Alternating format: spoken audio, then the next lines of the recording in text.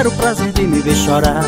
A minha fé me ajuda a suportar a dor, porque a abelha antes de fazer o mel viaja muito procurando a sua flor. Eu sou igual àquele simples passarinho que nasceu pra cantar livre e cai numa gaiola, mas não se entrega, não abre mão do seu canto. Canta de tristeza, mas não chora. Na vida nada acontece por acaso, tudo no mundo tem o seu devido preço. A vida cobra de mim o que justo mereço, e o que pago, pago com satisfação. O nordestino teve a sorte de ser forte, desse menino desatou do destino, para enfrentar tantas pedras e espinhos. Se for preciso faz das tripas coração. Por isso mesmo, você não vai me impedir de ser feliz. Com os espinhos que já me furaram eu fiz deles um remédio pra curar a minha dor.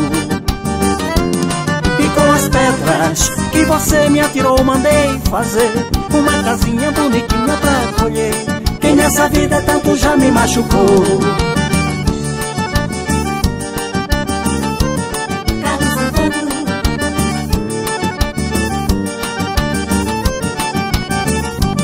Não vou lhe dar o prazer de me ver chorar. A minha fé me ajuda a suportar a dor, porque a abelha antes de fazer o mel viaja muito procurando a sua flor.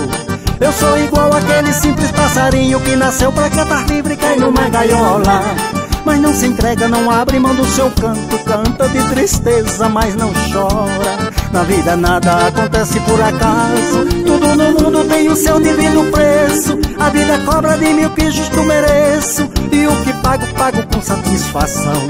O nordestino teve a sorte de ser forte, esse menino desatou do destino, para enfrentar tantas pedras e espinhos. Se for preciso faz das tripas coração.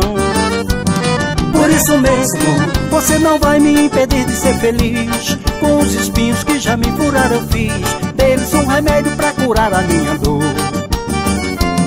E com as pedras que você me atirou mandei fazer uma casinha bonitinha pra acolher quem nessa vida tanto já me machucou.